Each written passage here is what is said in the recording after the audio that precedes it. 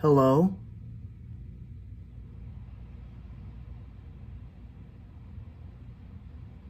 Hello? Alright, so I think we got that down.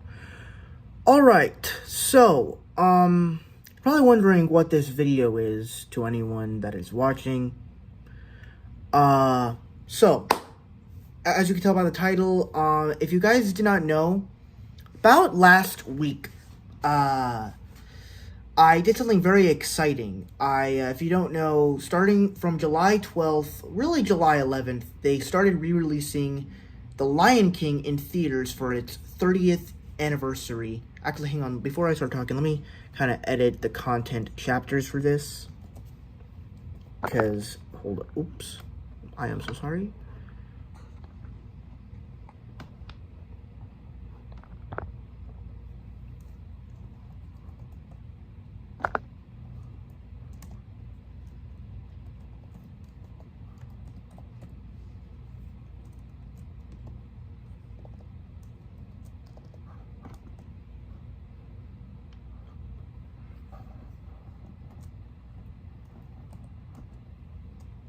Alright, so basically last week I went to the movies, to the Regal Cinemas, to go watch The Lion King in theaters with my sister.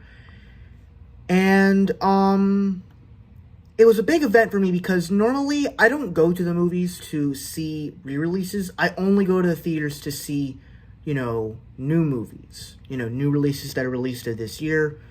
Because they're the only things coming out in theaters. So, and I missed, the re-releases of the live-action Spider-Man films. I wasn't going to see all of them in theaters, but I was going to see, maybe the first Spider-Man or Spider-Man 2 or even No Way Home again. But I missed out on that because they came out during a time when school was going around and I could never watch them on the weekend. So, yeah, but when we get Lion King, July, summer, no school, perfect time to do that. But at the same time, I don't really have any friends to go see Lion King with, so I really went with my sister.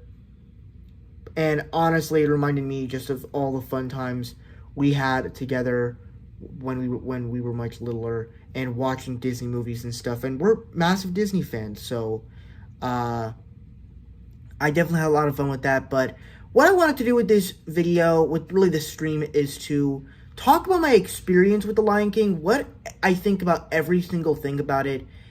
First I'm going to talk about my experience of going to see it in the theater. I'm going to talk about the background of The Lion King. I'm then going to break down every scene of the movie. And then I'm just going to talk about my opinions on the Lion King franchise that we've gotten so far, and my thoughts on Mufasa. Because, as you know, Mufasa is my most anticipated film of this year, and I also have seen almost every other piece of Lion King content out there, so I'm excited to talk about it, though I will be making a video where I rank all of it when Mufasa comes out. With that said, let's go in and get started, and we're going to kick things off talking about my thoughts of watching it in the theater.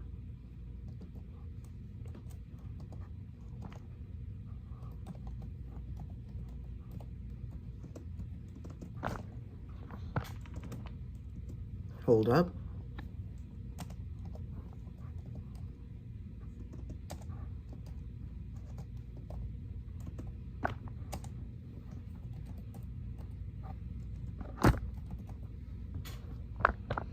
Hold up. I'm so sorry, guys. This thing is kind of hard to do.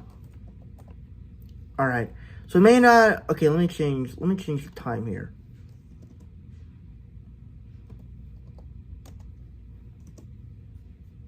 All right. So let's start off with what were my thoughts on watching this movie in theaters. So this is not my first time watching a re-release of a movie in theaters. The first time I think was last year. I went with my family to the theater to, hang on.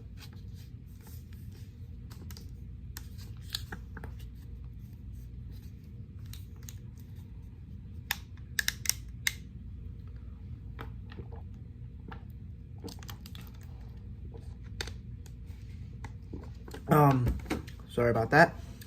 So, I went to the theater last year to go see the re-release of Halloween. And you guys know me, I'm not really a big horror fan. I don't really watch horror movies.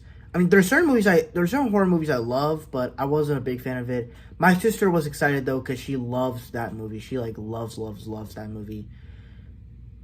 But when it came to Lion King, that is a whole other level. Like, Lion King is my third favorite movie of all time. Like, it's not just my favorite Disney movie, not just my favorite animated movie, but it's my third favorite movie of all time. If the last two Avengers movies didn't exist, it probably would be my favorite movie of all time, because that's just how powerful it is.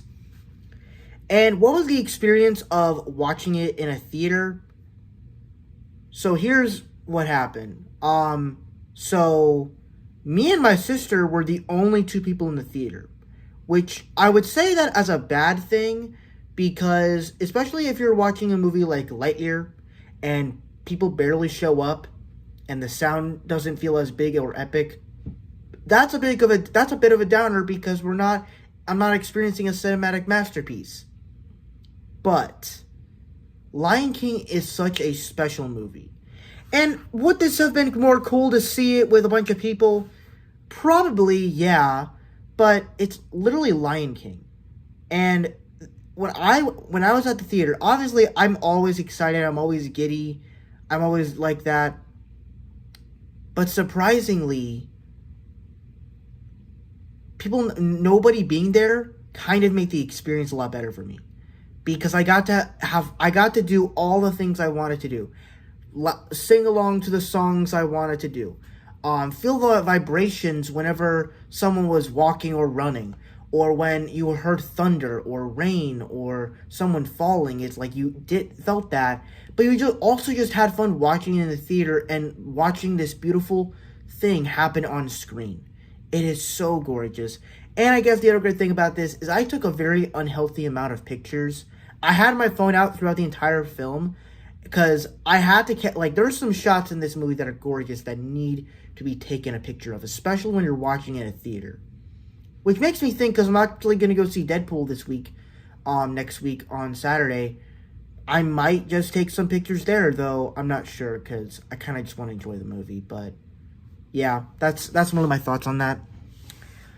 But overall, watching in the theater, it was a fantastic experience. And like, just coming out from that day, like, and honestly, as I was watching the movie, I'm like, because I rewatched it for its 30th anniversary on June 24th, and so this is my second time watching it this year, and so I'm sitting here going like, this movie, like, it feels almost like it almost feels like it's like 30 or an hour. It doesn't even feel like an hour and 30 minutes because of how, and I think it feels like that because those last 10 minutes are really because of the credits. So I think that's why, because like the credits don't start until like an hour and 20 minutes. The movie ends like at literally an hour and 20 minutes, because the movie for me, it started at like 11:18 or something, 11:17, and the movie literally ended at like 12:39. So pretty much an hour and a half there. But yeah, I'm like, it like, as I was rewatching the movie, I'm like, this movie felt so quick, and yet you watch the remake and it feels long, but it's like, I kind of wish this was cut short a little bit, but I don't know. That's just me. I guess that's just me wanting more and me being selfish because I loved it so much. I'm like, I wonder what else they could have done differently, but like, to make this film even more and more better, to do greatness. But yeah, it is a great film. But now let's kind of start talking about the background of this film, because the background of this movie is actually really interesting.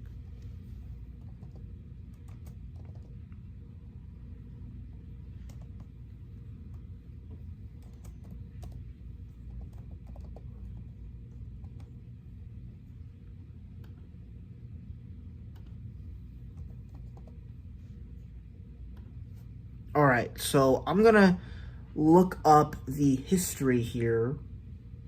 So this is where we go. I'm on Wikipedia right now. I am looking at the production of The Lion King. So I'm going to read some of this, so let's just kind of go through this. So, the origin of the concept for The Lion King is widely disputed. According to Charlie Fink, then Walt Disney Feature Animation's Vice President for Creative Affairs, he approached Jeffrey Katzenberg, Roy E. Disney, and Peter Schneider with a Bambi in Africa. So basically, the original idea with this movie was basically pitched as Bambi with lions. Bambi in Africa, basically, with lions. Because you look at most of those images, you think of some of the plot lines in Bambi, it kind of what is in Lion King, but Lion King did it way better, obviously. Katzenberg balked at the idea at first, but nevertheless encouraged Fink and his writers to develop a mythos to explain how lions serviced other animals by eating them. Yeah, not gonna lie, as perfect as the original Lion King is, it is kind of weird that lions rule over all animals, yet they still eat their peasants. If you try to do a movie like that in real time where you're ruling all over, so it kind of makes you think maybe lions shouldn't be ruling. So it kind of makes it weird in a sense. Yet, like, the lions don't want the hyenas to eat everything. Yet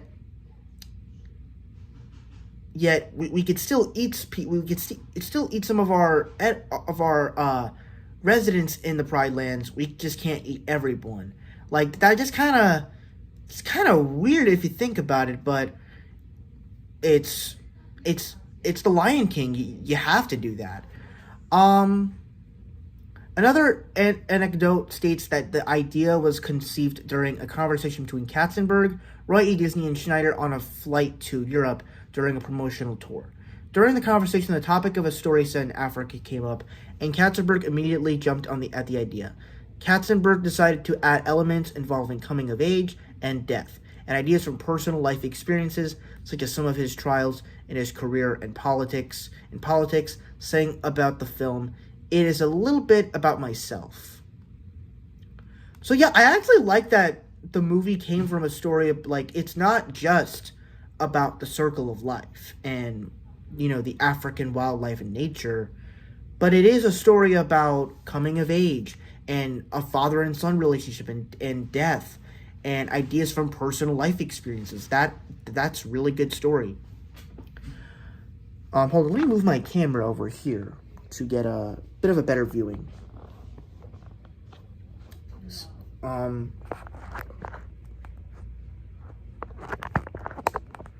There we go. Alright, so on October 11th, 1988, Thomas Disch, the author of The Brave Little Toaster, had met with Fink and Roy E. Disney to discuss the idea, and within the next month, he had written a 9-page treatment entitled King of the Kalahari. Throughout 1989, several Disney staff writers, including Jenny Tripp, Tim Disney, Valerie West, and Miguel Tejada Flores, had written treatments for the project. Tripp's treatment, dated on March 2nd, 1989, introduced the name Simba for the main character, who gets separated from his pride and is adopted by Kawashi, a baboon, and Mambu, a mongoose. He is later raised in a community of baboons. Simba battles an evil jackal named Dogu and reunites with his pride. Later that same year, Fink... So yeah, I actually didn't know that this story was a thing, that Simba was a lion that got separated from his pride, and he met a baboon named Kawashi and Mabu, a mongoose. So before it was Timon the meerkat and Pumbaa the warthog, it was a baboon and a mongoose that adopted him. So later that same year, Fink recruited his friend J.T. Allen, a writer, to develop new story treatments. Fink and Allen had earlier made several trips to a Los Angeles zoo to observe the animal behavior that has to be featured in the script. Allen completed his script, which was titled The Lion King, on January 19th, 1990. However, Fink, Katzenberg, and Roy E. Disney felt Allen's script could benefit from a more experienced screenwriter and turned to Ronald Bass, who had recently won an Academy Award for Best Original Screenplay for Rain Man. At this time, Bass was preoccupied to rewrite the script himself, but agreed to supervise the revisions. The new script, credited to both Allen and Bass, was titled King of the Beasts and completed on May 23rd, 1990. So yeah, I didn't know that this movie had a lot of title changes. I remember seeing something about King of the Jungle, but there's no jungle because it's in Africa. There's not really any jungles in Africa. But King of the Beasts, yeah, that doesn't really sound like a good title. Sometime later, Linda Wolverton, who was also writing Beauty and the Beast, 1991, spent a year writing several drafts of the script, which was titled King of the Beast and then King of the Jungle. Obviously, like I stated, because there's no jungles in Africa, so that title wouldn't work. The original version of the film was vastly different from the final product. The plot centered on a battle between lions and baboons, with Scar being the leader of the baboons, Rafiki being a cheetah, and Timon and Pumbaa being Simba's childhood friends. Simba would not only leave the kingdom, but become a lazy, sloven, horrible character due to manipulations from Scar, so Simba could be overthrown after coming of age. So yeah, hold up, let me clean my glasses here to talk a bit better.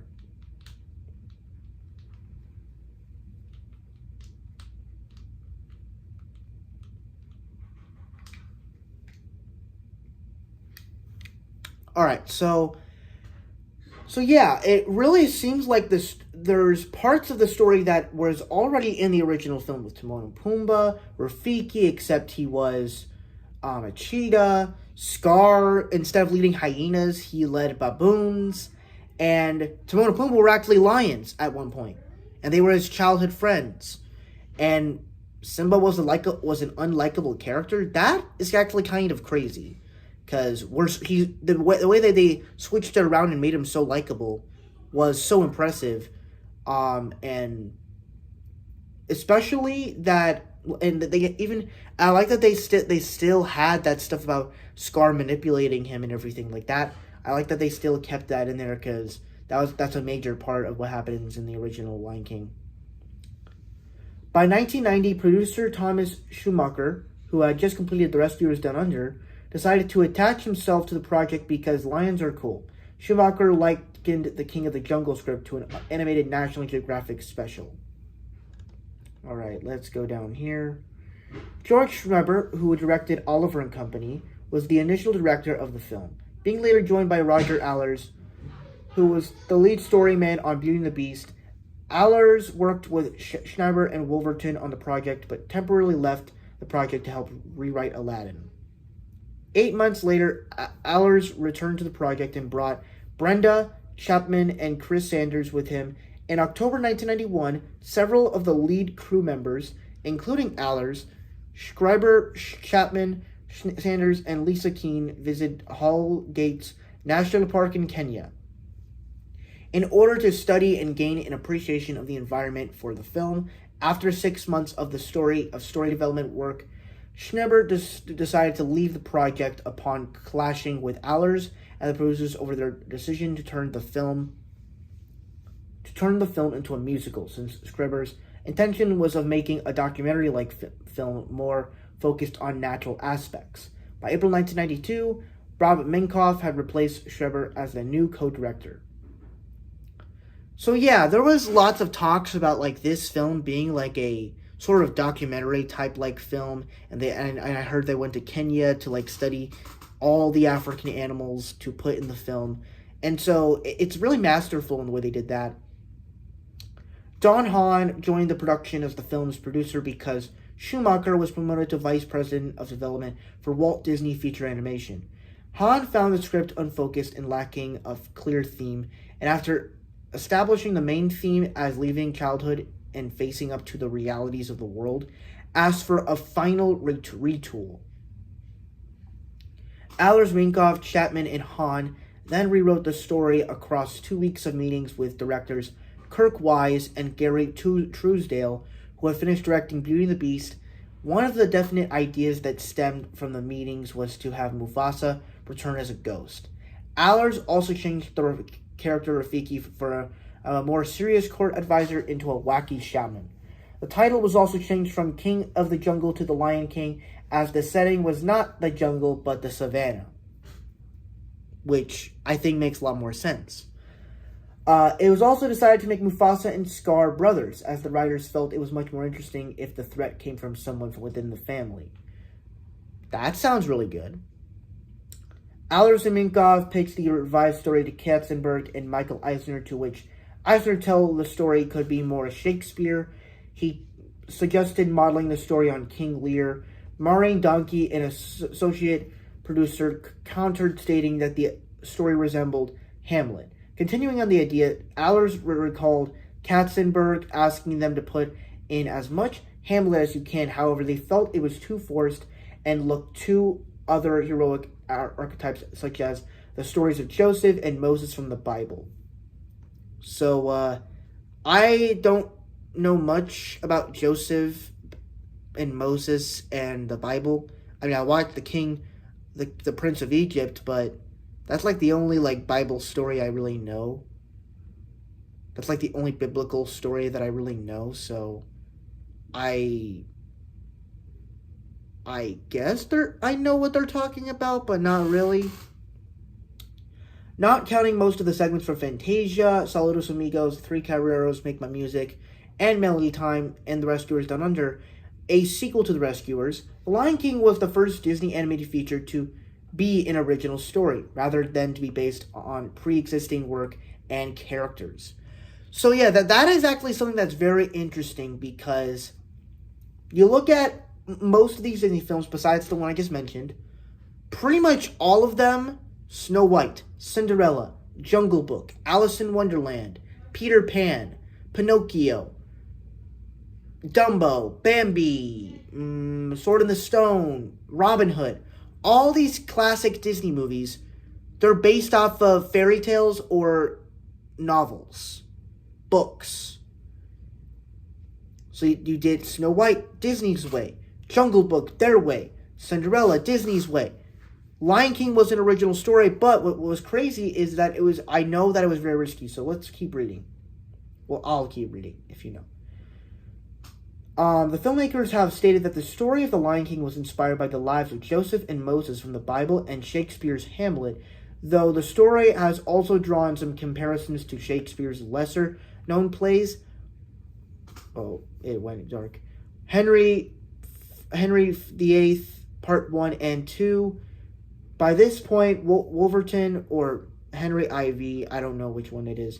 By this point, Wolverton had left the production to work on the Broadway adaptation of Beauty and the Beast. To replace her, Allers and Minkoff met with numerous screenwriters, including Bob Thornton and Josh Whedon, to discuss writing the new screenplay.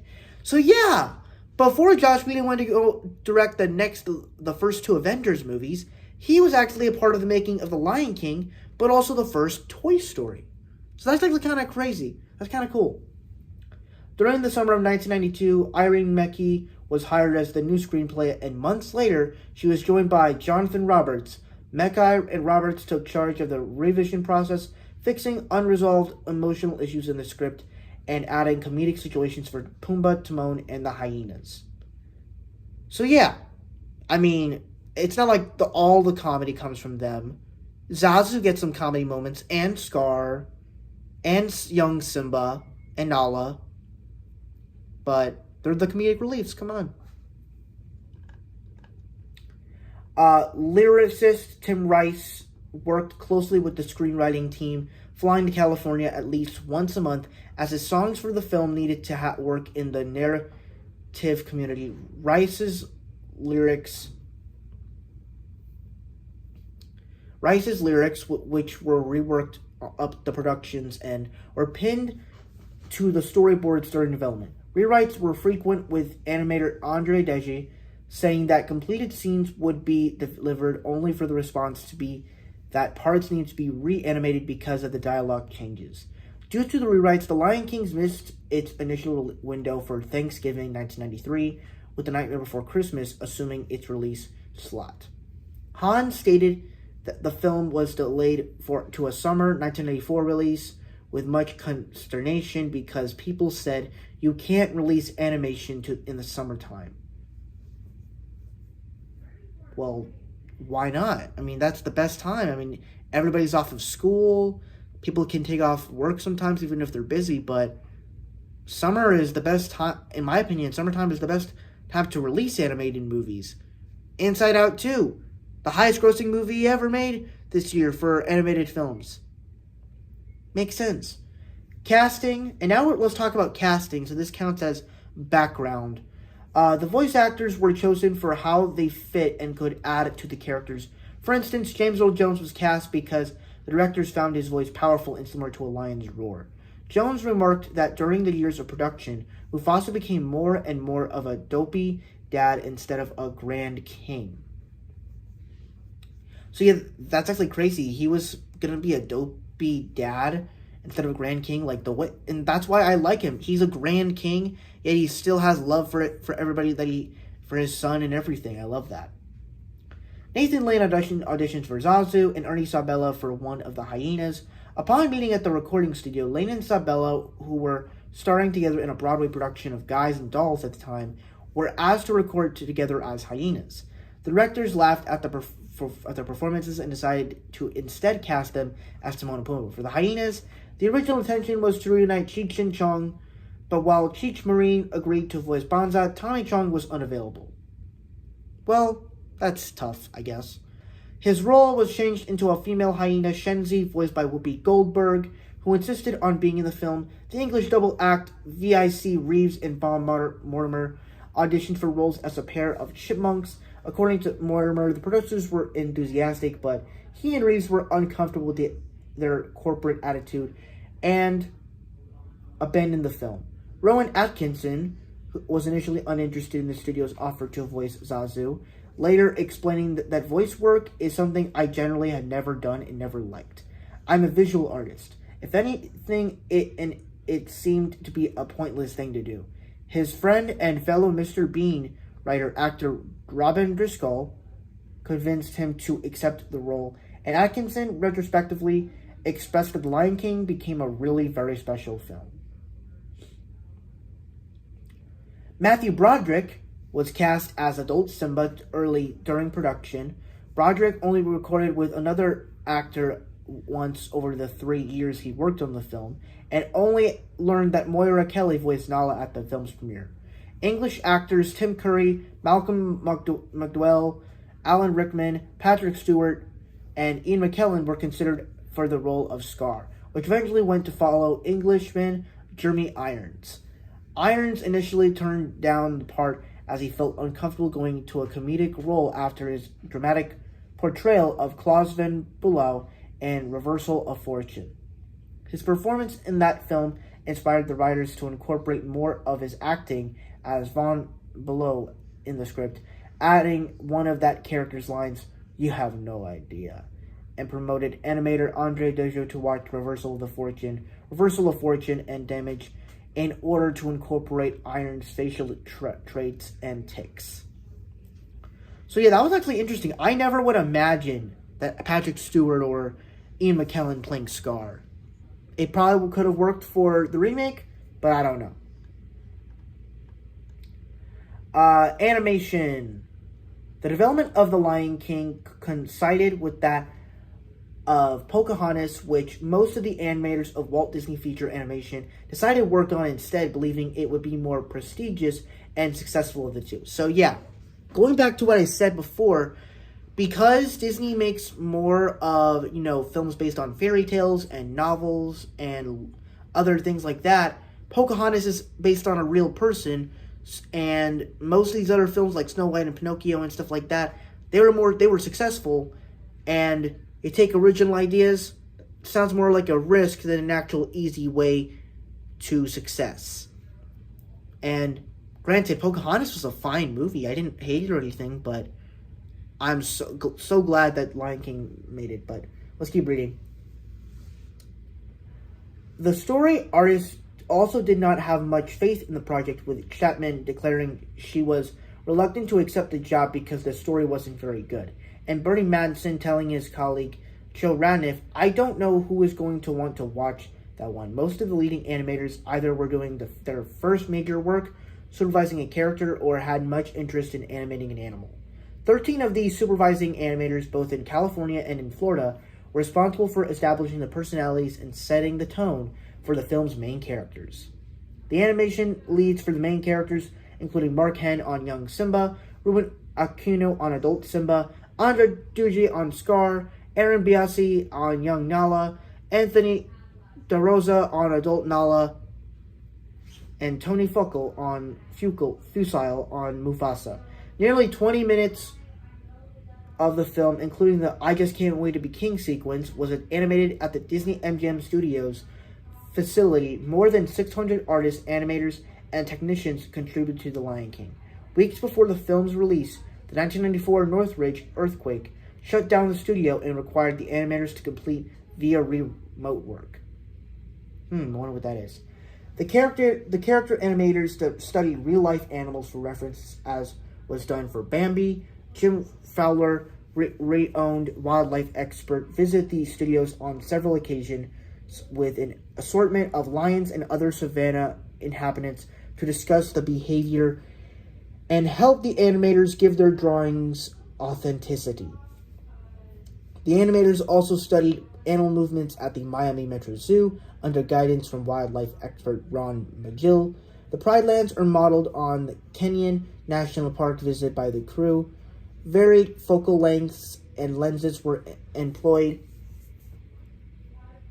to differ from the habitual portrayal of Africa in documentaries, which employ telephoto lenses to shoot the wildlife from a distance. The epic feel drew inspiration from concept studies by artist Hans Bascher, who, following Scriber's request for realism, tried to depict effects such as lens flare, and the work of painters Charles Marion Russell, Frederick Remington, and Maxfield Parrish.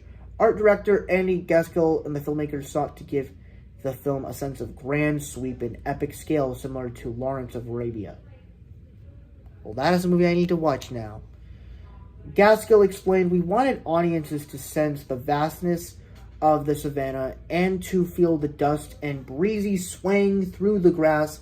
In other words, to get a real sense of nature and to feel as if they were there. It's very difficult to capture something as subtle as a sunrise or rain falling on a pond. But those are the kinds of images that we try to get the filmmakers." Also watch the films of John Ford and other filmmakers which also influenced the design of the film. Because the characters were not anthropomorphized, all the animators had to learn to draw four-legged animals, and the story of character development was done through the use of longer shots through following the characters.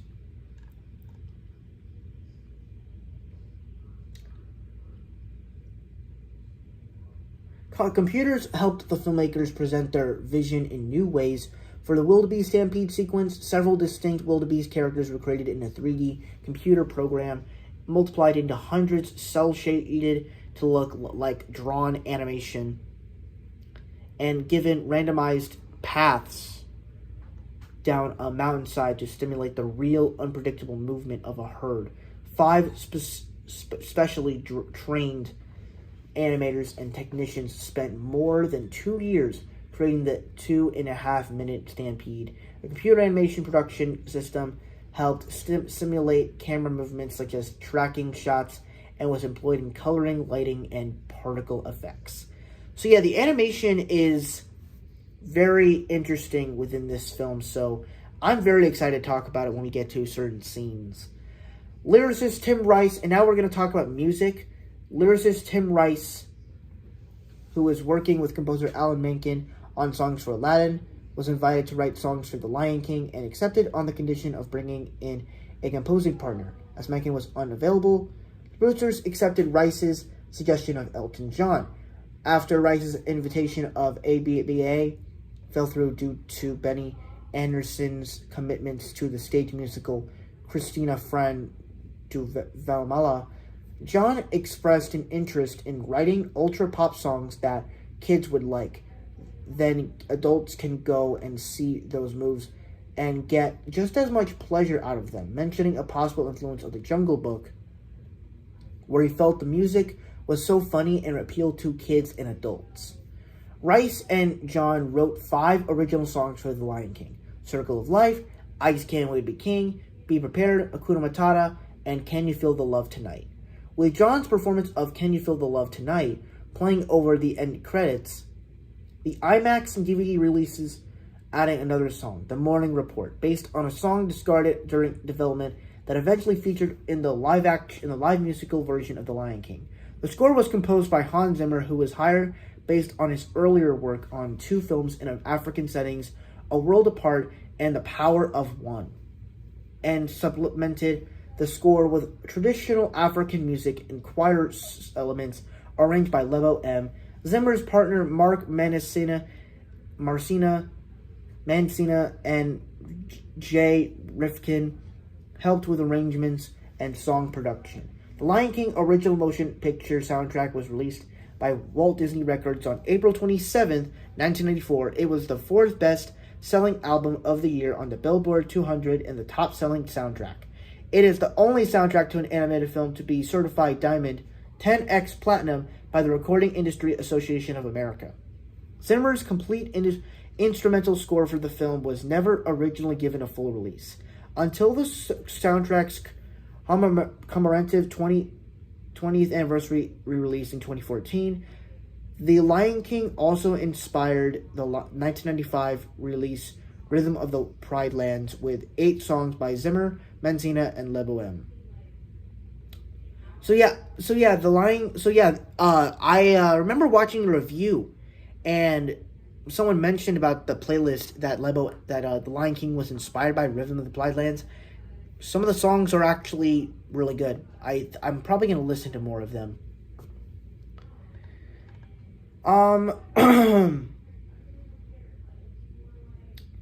The use of the song The Lion Sleeps Tonight in a scene with Timon and Pumbaa led to disputes between Disney and the family of South African Solomon Linda, who composed the song originally titled Mboe in 1939.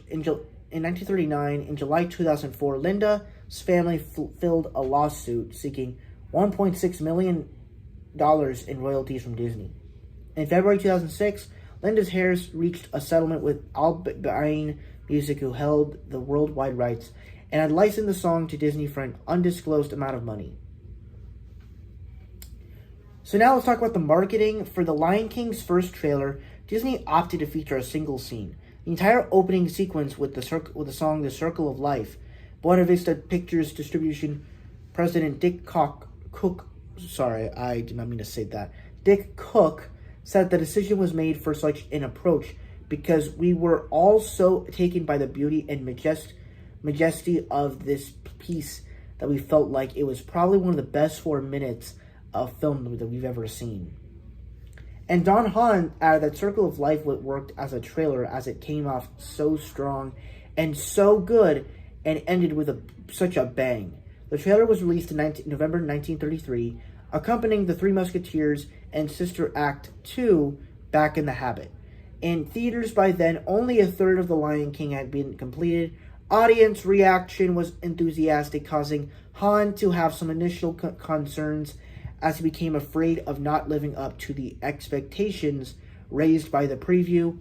Prior to the film's release, Disney did 11 test screenings. Upon release, The Lion King was accompanied by an extensive marketing campaign, which included tie-ins with Burger King, Mattel, Kodak, Nestle, and Payless Shoe Source, and various merchandise accounting 186 licensed products. In 1994, Disney earned approximately $1 billion with products based on the film, with $214 million for Lion King toys during Christmas 1994 alone. That's a lot.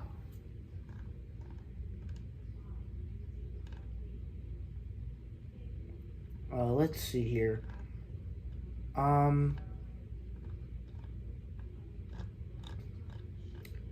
I guess we'll talk about the releases and the reception and just the legacy, or we'll talk about that after. So theatrically, what was the release like then?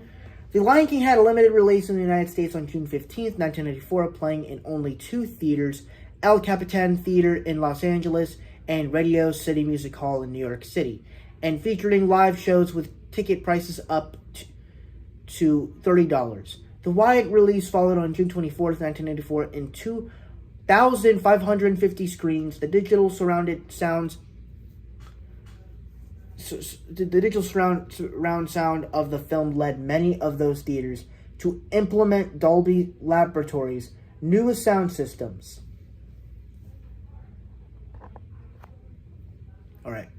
Localization. When first released in 1994, The Lion King numbered 28 versions overall in as many languages and dialects worldwide, including a special Zulu version made specifically for the film in South Africa, where a Disney USA team went to find the Zulu voice actors.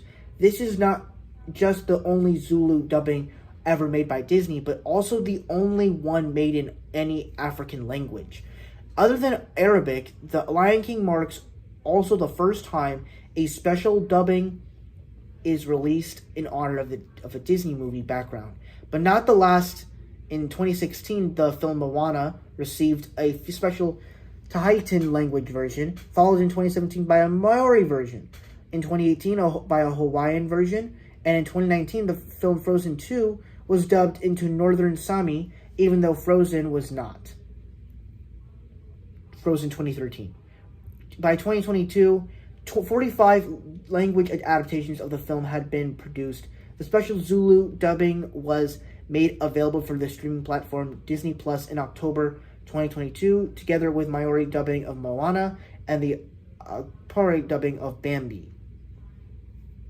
Following the success of the Maori dub of Moana, a Maori version of The Lion King was announced in 2021 and released theatrically on June 23, 2022, to align with the Maori holiday of Matariki. Much of the Matua media production team, including producer Chelsea Winstanley, director Tweedly Watiti, and co-musical director Rob Raha, had previously worked on the Maori language version of Moana. The Lion King Rio Maori is the first time a language adaptation has translated Elton John's Can You Feel the Love Tonight for the ending credits. And now we'll talk about re-releases, which I was actually a part of this, so I can read this. IMAX in large format. The film was reissued on December 25th, 2002 for IMAX and large format theaters. Don Hahn explained that 8 years after The Lion King had its original release, there was a whole new generation of kids who haven't really seen it, particularly on the big screen.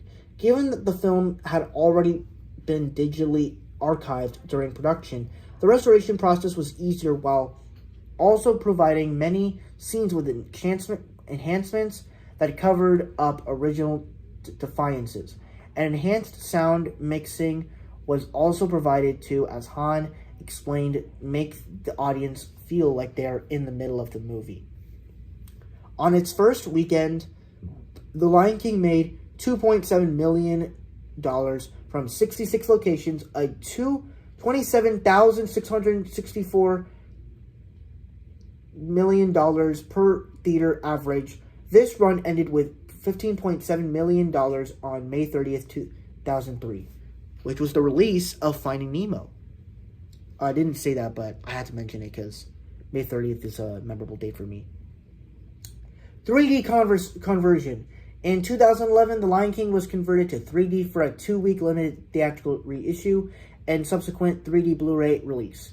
The film opened at the number 1 spot on Friday, September 16, 2011, with $8.9 million and finished the weekend with $30.2 million, ranking number 1 at the box office. This made The Lion King the first reissue release to earn the number 1 slot at the American weekend box office since the reissue of The Return of the Jedi.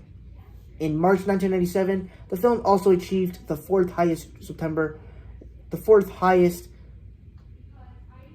opening weekend of all time. It held off very well on its second weekend, again earning first place at the box office with a 27% decline to $21.9 million. Most box office observers had expected the film to fall about 50% in its second weekend, and were also expecting Moneyball 2011 to be at first place. After its initial box office success, many theaters decided to continue to show the film for more than 2 weeks. Even though its 3D Blu-ray release was scheduled for 2.5 weeks after its theatrical release, in North America, the 3D re-release ended its run in theaters on January 12th, 2012, with a gross of $94.2 million. Outside North America, it earned $83.4 million. The successful 3D re-release of The Lion King made Disney and Pixar plan 3D theatrical re-releases of Beauty and the Beast, Finding Nemo, Monsters, Inc., and The Little Mermaid. During 2012 and 2013, however, none of the re-releases of the first 3 films achieved the enormous success of The Lion King, and the theatrical re-release of The Little Mermaid was ultimately canceled. In 2012, Ray Summers of Box Office Mojo wrote that the reason why the 3D version of The Lion King succeeded was because the notion of a 3D re-release was still fresh and exciting, and The Lion King 3D felt timely given the movie's imminent Blu-ray release. Audiences have been hit with 3D releases in the years since, meaning the novelty value has definitely worn off. So yeah, I mean, what do you expect? Lion King is the best. I mean, I am a little hurt that Finding Nemo didn't do as well, but Lion King's the best. I mean, come on now. Disney 100. As part of Disney's 100th anniversary, The Lion King was released between September 29th to October 12th, 2023 in selected Cinemark theaters across the United States, as well as Hellos at theaters across Poland on October 8th. So yeah, it actually released last year, and I couldn't see it. Oh well, we still got Halloween. We still had Halloween to watch anyway, so I couldn't watch it anyway. The 30th anniversary. In conjunction with the film's 30th anniversary, The Lion King was released on July 12, 2024. During its opening weekend, the film earned an estimated $1.08 million in the United States from 1,330 theaters. Dang! Yes! I'm telling you, 30 years, Lion King is still moving strong. Yes! Home media. The Lion King was first released on VHS and Laserdisc in the United States on March 3rd, 1995, under Disney's Masterpiece Collection. Disney just called it a masterpiece. Of course it is! It's Lion King! Video series. The VHS edition of this release contained a special preview for Walt Disney Pictures, the upcoming animated feature film Pocahontas, in which the title character, voiced by Judy Kuhn, sings the musical number Colors of the Wind. In addition, deluxe editions of both formats were released. The VHS deluxe edition included the film, an exclusive lithograph of Rafiki and Simba in some editions, a commemorative Circle of Life epigraph, 6 concept art lithographs, another tape with the half-hour TV special, The Making of the Lion King, and a certificate of authenticity. The Cav Lazardic Deluxe Edition also contained the film's 6 concept art lithographs and The Making of the Lion King, and added storyboards, character design artwork, concept art, rough animation, and a director's commentary that the VHS edition did not have, on a total of 4 double-sided discs. The VHS tape quickly became the best-selling videotape of all time. 4.5 million tapes were sold on the first day, and ultimately sales totaled more than 30 million. Before these home video versions went into moratorium in 1997, the VHS releases have sold a total of 32 million units in North America and grossed $520 million in sales revenue. In addition, 23 million units were shipped overseas to international markets. In the Philippines, the film was released on VHS in March 1995 by Magnavision. The film sold more than 55 million video copies worldwide by August 1997, making it the best-selling home video title of all time.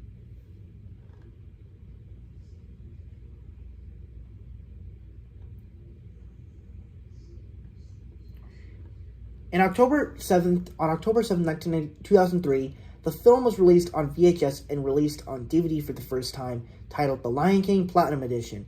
As part of Disney's Platinum Edition line of DVDs, the DVD release featured two versions of the film on the first disc, a remastered version created for the 2002 IMAX release, and an edited version of the IMAX release purporting to be the original 1994 theatrical version. A second disc with bonus features was also included in the DVD release. The film's soundtrack was provided both in its original Dolby 5.1 track and a new Disney enhanced home theater mix, making this one of the first Disney DVDs so equipped. This THX certified 2-disc DVD release also contains several gamers, Timon and Pumbaa's virtual safari, deleted scenes, music, videos, and other bonus features by means of seamless branching. The film could be viewed either with or without a newly created scene. A short conversation in the film replaced with a complete song, The Morning Report. A special collector's gift set was also released, containing the DVD set, 5 exclusive lithographed character portraits, new sketches created and signed by the original character animators, and an introductory book entitled The Journey. The Platinum Edition of The Lion King featured changes made to the film during its IMAX release, including redrawn crocodiles in the I Just Can't Wait to Be King sequence, as well as other alliterations. More than 2 million copies of the Platinum Edition DVD and VHS units were sold on the first day of re-release. A DVD box set of the 3 Lion King films in 2-disc special edition formats was released on December 6, 2004 and January 2005. The film, along with the sequels, went back into moratorium. The DVD releases have sold a total of 11.9 million units and grossed $220 million. Walt Disney Studios Home Entertainment released the Diamond Edition of The Lion King on October 4th, 2011. This marks the first time that the film has been released in high definition Blu-ray and Blu-ray 3D. The initial release was produced in 3 different packages: a 2-disc version with Blu-ray and DVD, a 4-disc version with Blu-ray and DVD, Blu-ray 3D, and a digital copy, and an 8-disc box set that includes the sequels, The Lion King 2, Simba's Pride, and The Lion King 1.5. A standalone sequel disc DVD release also followed on November 15th, 2011. The Diamond Edition topped the Blu-ray credit charts with over 1.5 million copies sold. The film sold 3.83 million Blu-ray units in total, leading to a $101.14 million income. The Lion King was once again re-released to home media as part of the Walt Disney Signature Collection, first released on digital HD on August 15, 2017, and on Blu-ray and DVD on August 29th, 2017. The Lion King was released on Ultra HD Blu-ray and 4K digital download on December 3rd, 2018. So that's pretty much it. I don't really... The thing about this is I don't really care too much about talking about the box office, like the reception that it got, because I don't do good with money, which equals math, and yeah, we could say that it made more money than Toy Story 4 or Batman Returns or Toy Story 2. Like, I could really care less about that.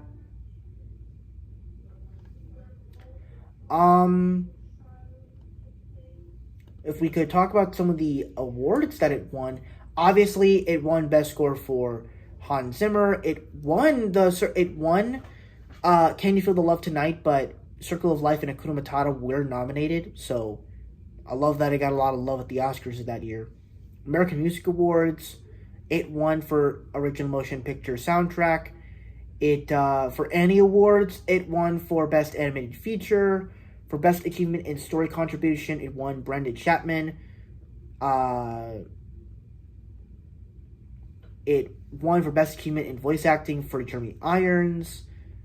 For RTO's awards, it won for Animated Voice-Over Casting for ASCAP Film and Television Music Awards.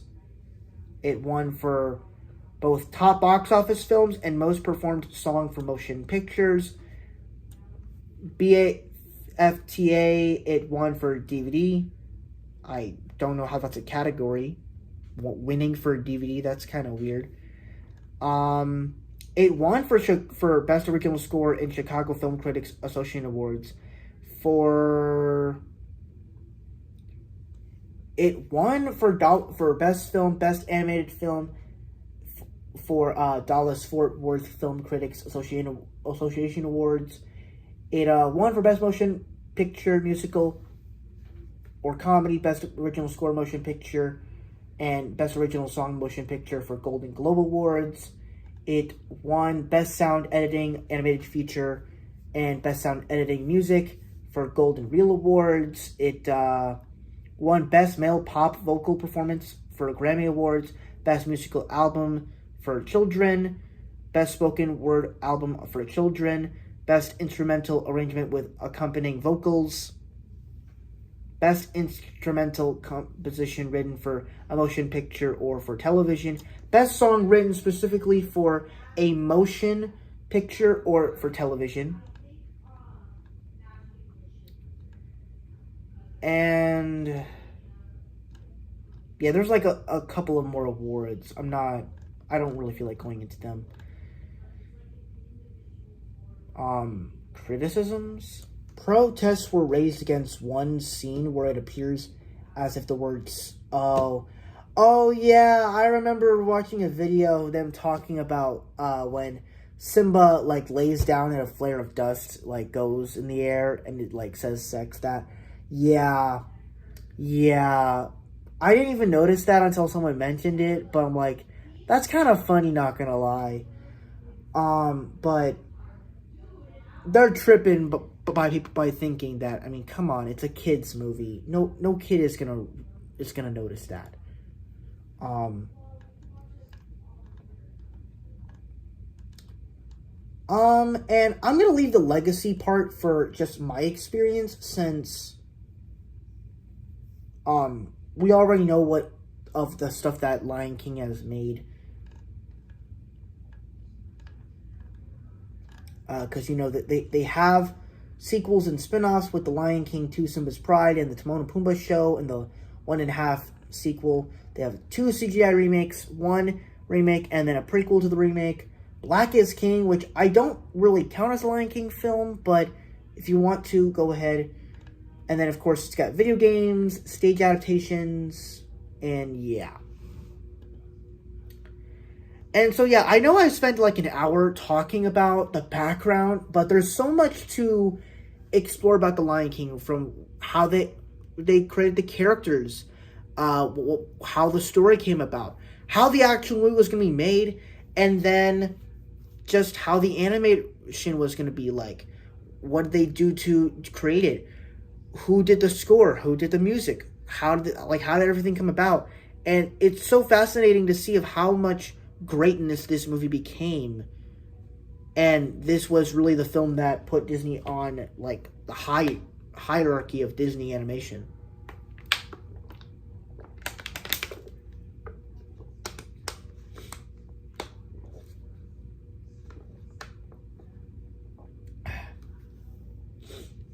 With all of that being said, let's just start talking about the actual film. Okay.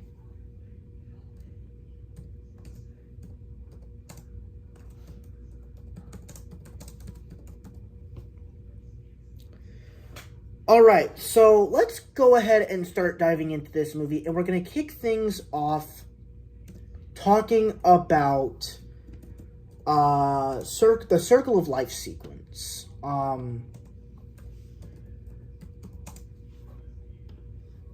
Which, obviously, if you know me, this is a great scene to start off the movie, I think it is a brilliant way to start this film. First, as it literally begins with the sun rising. So, and that shot of the sun is just one of the most gorgeous shots in cinema. And you get to see all these animals. You have birds flying overhead, elephants walking towards the cameras, zebras walking in their herds, little ants walking on the trees, and little branches in the trees above. And besides it just being absolutely beautiful, it's also just a great song. On the day we arrive on the planet, and blinking step into the sun, there's more to see than can ever be seen, more to do than can ever be done. I'm not gonna sing much more of that because I'll get copyright. But just look at this. Hold on, let me see if I can show this.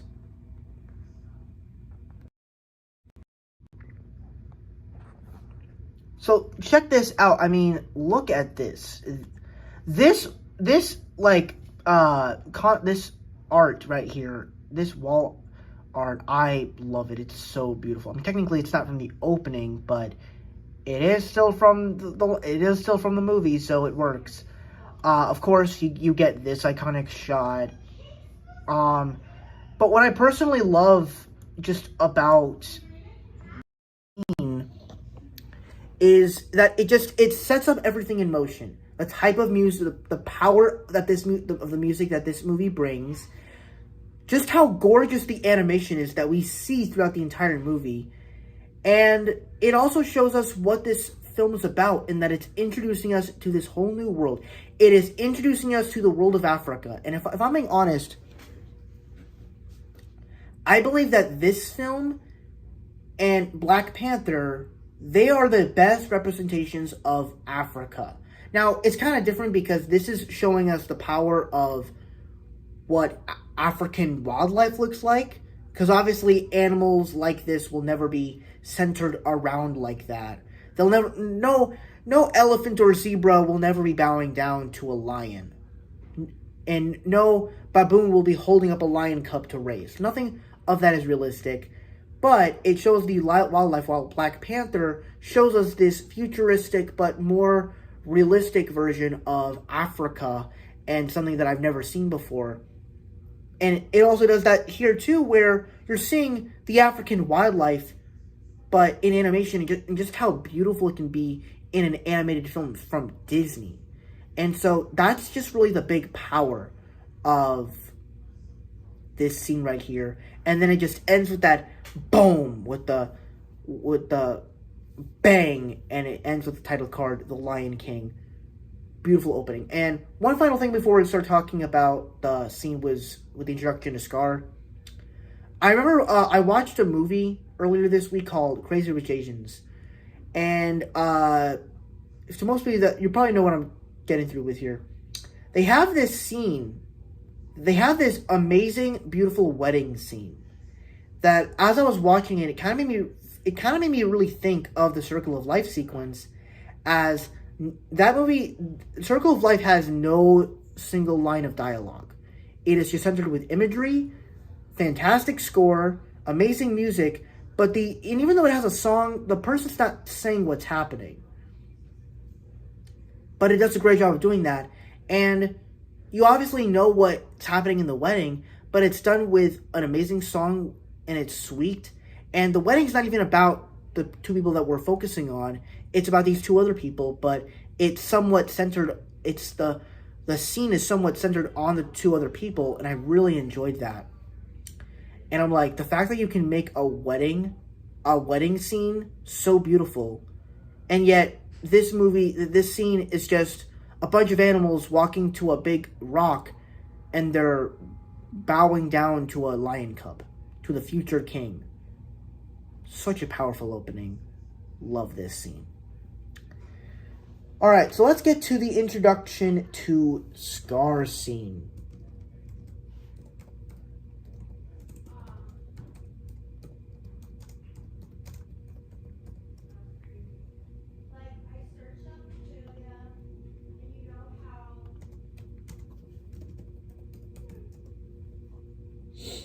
So, actually, let me edit that to talk about it real quick.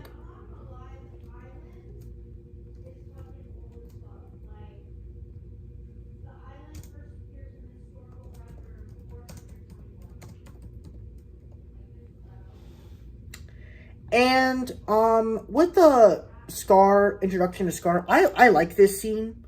I will say it's not quite as good as the scene we just got, but I personally do like it because it once again introduces who Scar is, that he wants to be the king, and it also establishes that he's the villain, and he doesn't really like his brother as much, and that he's kind of jealous.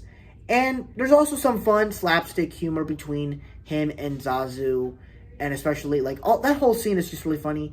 I'm not gonna lie, I kind of like the slapstick humor of Zazu in the remake than I do in this film. I don't know, the comedy in Lion King remake is just much funnier to me. I don't know, they found a way to update it that's just funnier. But in this scene, like with the conversation between Simba, Mufasa, and Scar, I really enjoyed it a lot more in this one. And Mufasa's voice is just a lot more interesting, and yeah, you just kind of feel a lot more of the emotions, and they're kind of a lot more intimidating. So yeah, I liked it a lot more. Not too much to discuss there, just because it's just a little scene. Nothing too compelling, besides some of the funny clips and the little intimidation between Mufasa, but that's really it. And now we'll talk about the next best scene of the movie, which is a very good scene, but it's very quick, to be honest. It's very quick.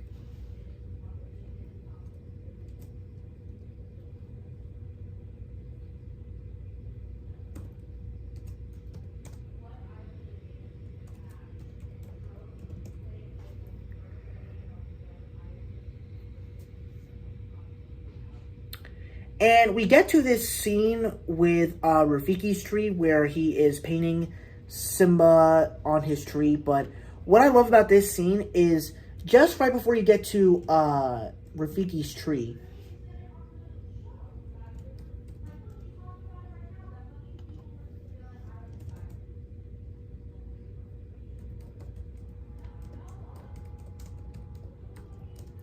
you get these amazing shots of just like trees.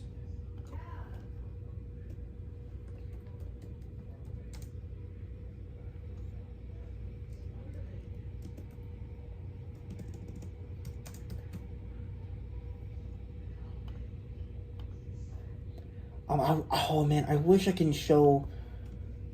Are there images to look up there? Hold on.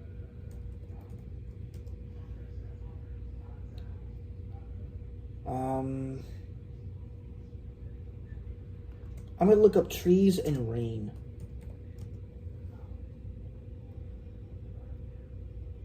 Okay, so yeah. Okay, I've pretty much found everything I needed. Okay, let me show this here. So, like, literally before we get to seeing Rafiki's tree and him painting and everything, you get these just images. And I took pictures of these when I was in the theater, because how could I not? Like, this image starting here, and then you get this image, and then you get, what next image is after that? I forgot. Which one is it? Oh, I forgot. Oh, then you get this one, and then you get Rafiki's tree, which is a little dark, which is a little hard to see. I think I can show a better clip. But yeah, I'm like, the way that, like, so I want to mention something. Gotta mention something. So, if you guys, I don't know if it's really a hot take, because I've talked about it with all my friends, and I'm trying to make an understanding of it. But if you guys remember the famous, highly acclaimed movie Across the Spider-Verse last year, which was probably like the movie that was most talked about last year, besides Godzilla -1 and Oppenheimer and Barbie and whatever. Everybody loves that film. Everybody loves Across the Spider-Verse. I'm not saying I don't like it. I'm not saying I don't love the movie. And it is great. On a animated spectacle level, it is fantastic. And I think the animation's quite better than Into the Spider-Verse. Here's the thing, though. There are scenes, and I'm going to try to make all of you understand my opinions on Across the Spider-Verse. And we'll get to the point of what I'm talking about with these scenes here. So, my big issue with Across the Spider-Verse is I feel like, though, obviously, the story is not simple. The first one was very simple enough. That's why I liked it a lot better, and that's why it was a masterpiece in that it was able to bring many villains and do all that stuff in a simple setting of an hour and almost 2 hours.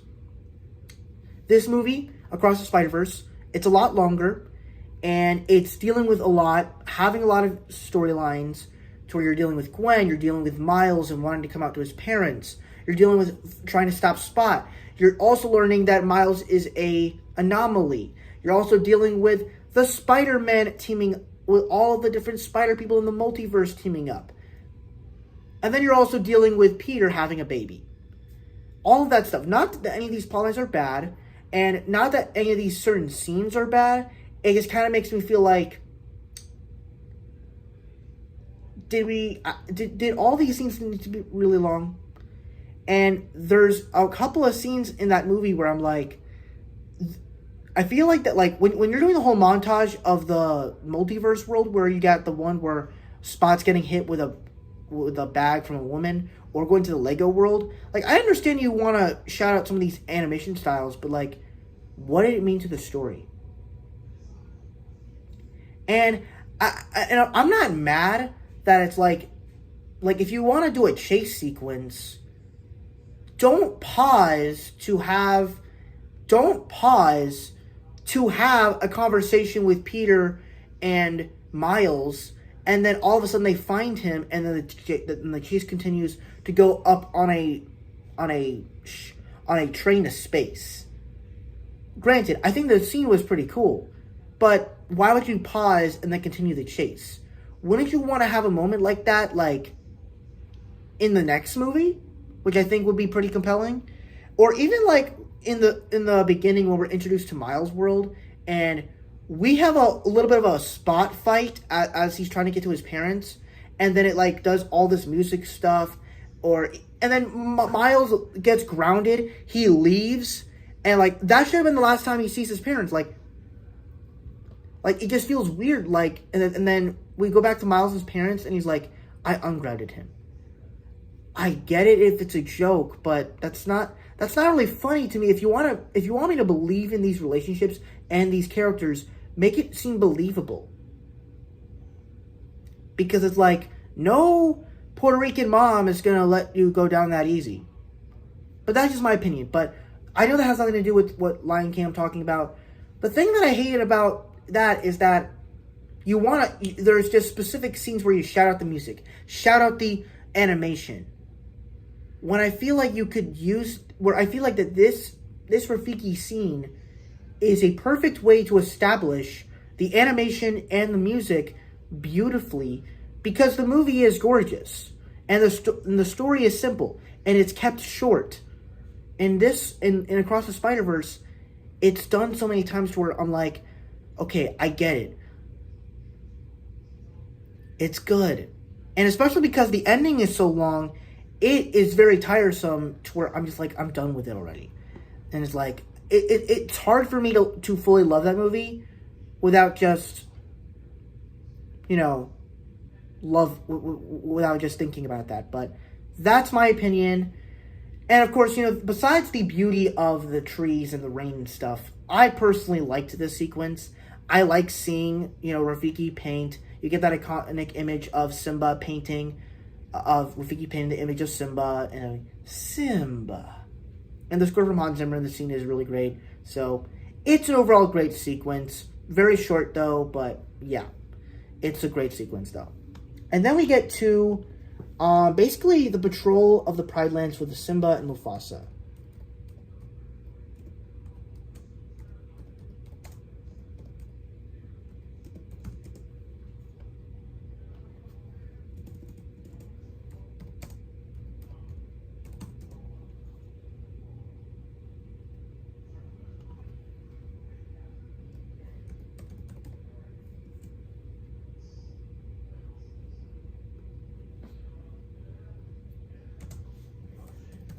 I'm trying to look up the images I can look up here.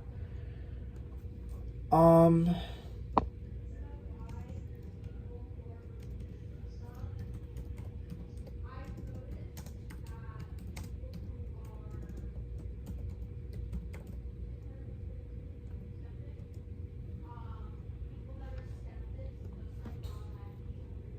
um, Trying to look up good images here.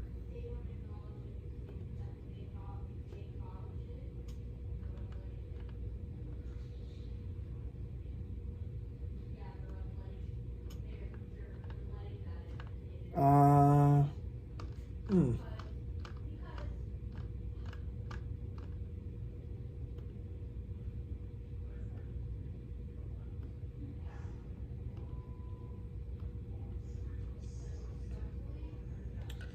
So to talk about the scene, I think it's a great scene to where it shows us the relationship between Mufasa and Simba, but it's also showing us, how the African savannah is basically like a kingdom, and the way that they showed this.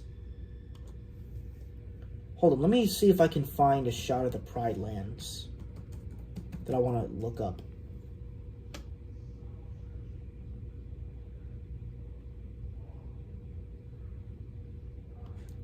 So, I mean, hold up, let me show this again. So you get this shot and this shot, which is just some of my favorite stuff in this movie. I think they have another shot, is where they zoom out, but I can't seem to find it. Oh, man. And basically what I love about this scene is it establishes the relationship between Mufasa and Simba, but it also just kind of shows in how, like,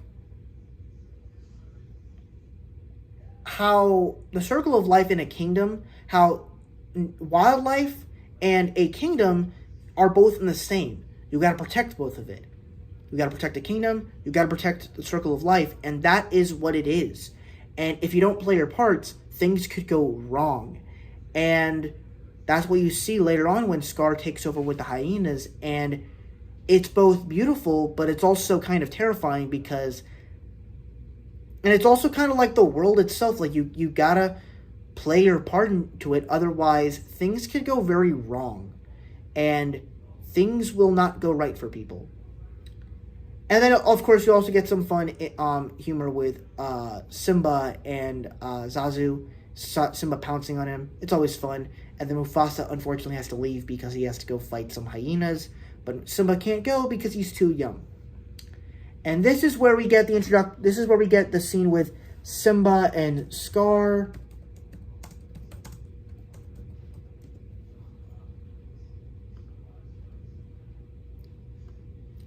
And this is really where I feel like the plot of the movie kind of kicks into motion.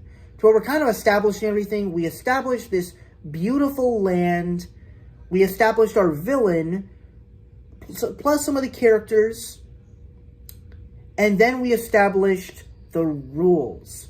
And the rules and everything, that the way that everything has to play out. Otherwise, things could go bad. Some funny humor, some great animation, some pretty great songs, and some great music. But now the plot kicks into motion where Scar is acting part one of his plan to get him to become king. And the idea to this is he manipulates Simba into thinking that going to the elephant graveyard was his idea. And so he introduces this idea in his head of, what if you go to, I know this place called the Elephant Graveyard, and he knows he's stupid, so he's going to take him. And it's a good scene, but you also just realize just how messed up that is, like manipulating your own nephew. That is just insane to me.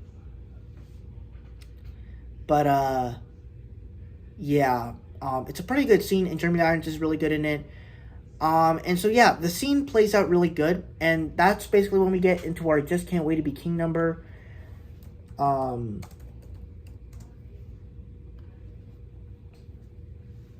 which is, of course, another great sequence. Hold up. I forgot to edit the other scene with Simba and Scar.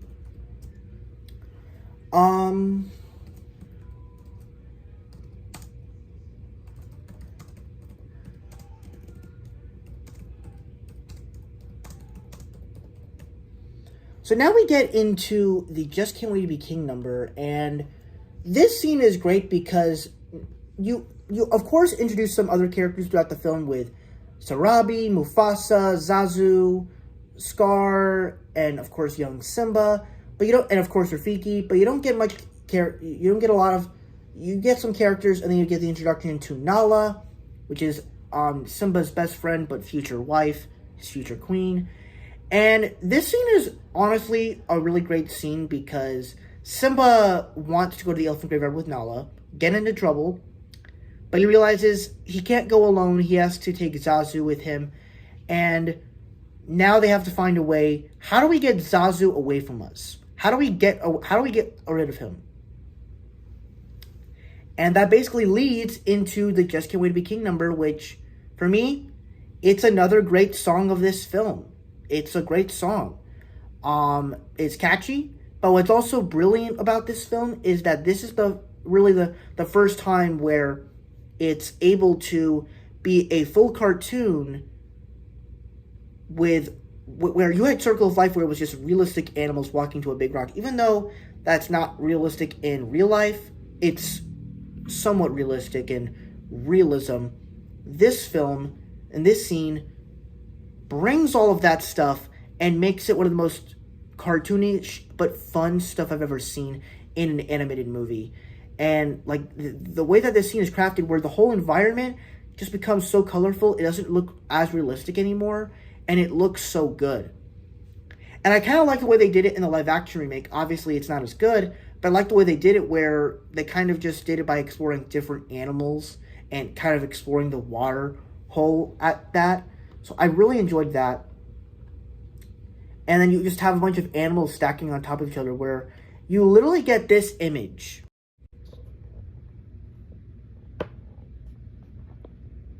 You get this image, which is just one of the greatest shots in cinema. You get this shot.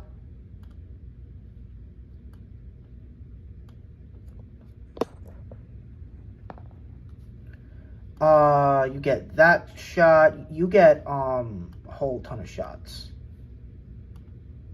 You get this scene with Simba wanting to have a mane. So yeah, it's just it's a well-crafted sequence, in my opinion. The lyrics are great, and it's just overall great sequence. And now we'll start talking about the elephant graveyard.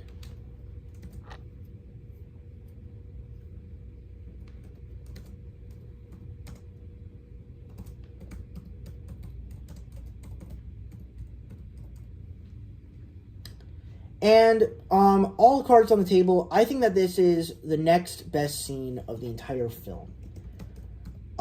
This is definitely one of my favorite scenes because I love the introduction to the hyenas, and I especially love everything about this scene is just fantastic.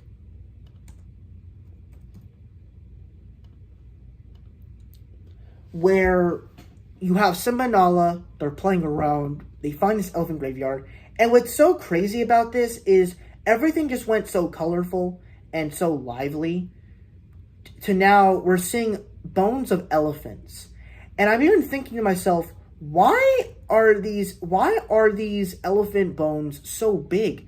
Elephants are not that big. They're big animals, but they're not that big. And then you start to realize, oh wait, it's very big because they're cubs. So it's obviously going to look big. It's obviously going to look very big to them. So I guess that kind of makes sense. But this scene introduces us to the hyenas, and yeah, it's very good. You got Whoopi Goldberg as Shenzi, uh, Cheech Marie as Ed, as Bonza, and then Jim Cummings as Ed. So I think these are great hyenas. They're of course very creepy, but they're very funny characters. And then the score from it, and then you have Mufasa come in to the rescue as you think they're about to get eaten. And it truly closes out that sequence very well.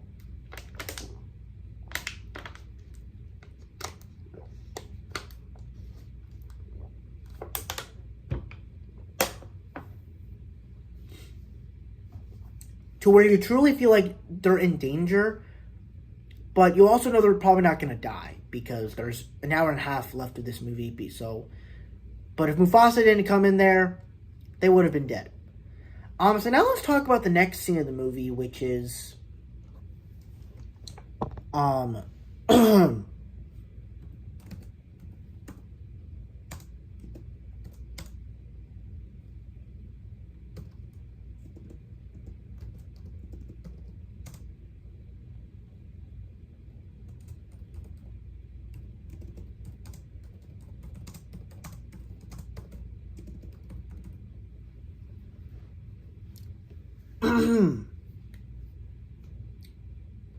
and now we're going to start talking about the scene where Mufasa and Simba, they come back home from the elephant graveyard, and Zazu takes Nala home while Simba has a conversation with Mufasa.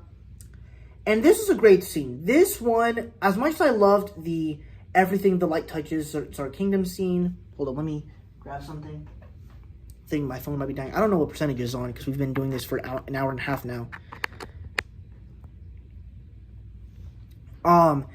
As much as I love that scene, it shows us the comforty and what a great good father is, but this one shows like of how disappointed Mufasa is in his son, but it also shows of how good of a father is, that he is strong. Like, yeah, I'm brave, but I'm brave when I have to be. And even though I showed that I was not scared, I was. Because I was afraid I was going to lose you. And that's just so powerful. And the fact that he forgives him is such fatherly love. Such father and son relationship. I love that.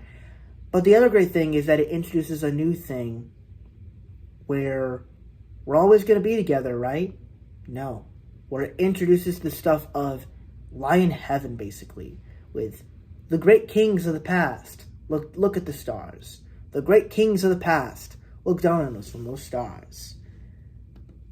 So if you ever feel alone, just remember that those kings will always be there to guide you. And so will I. Powerful, powerful stuff. James Earl Jones is a legend in this stuff. Man, it works. And now we're going to start talking about Be Prepared.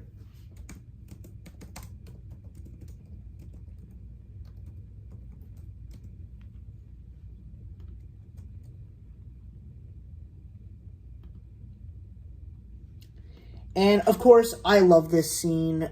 It's a great song.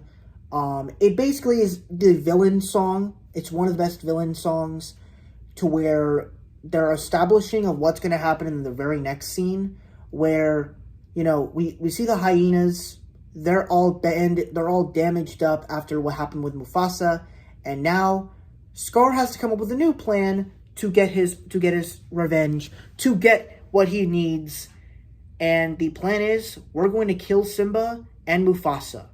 We obviously can't kill Simba because Mufasa's there, so if we can kill Mufasa, then we can kill Simba and get Mufasa out of the way first. So, the idea of this is we're going to cause a stampede.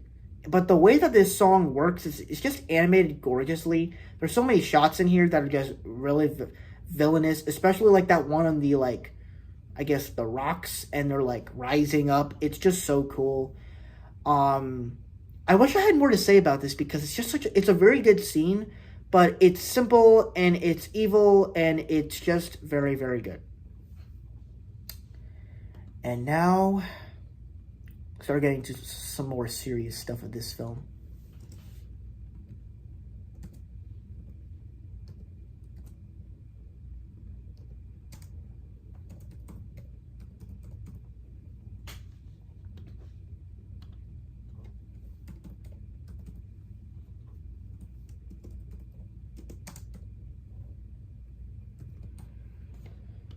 Alright. So, the next day happens. Scar takes Simba to this big rocky place, rocks and hills and cliff edges, all that stuff, all that jazz. And, Scar's like to Simba, hey, your father has a marvelous surprise for you. And he's like, if I told you, it wouldn't be a surprise now, would it? I'm not going to quote the entire thing because it's hitting me in the feels already. And if you've watched the movie like millions of times, you obviously feel your chest tense up.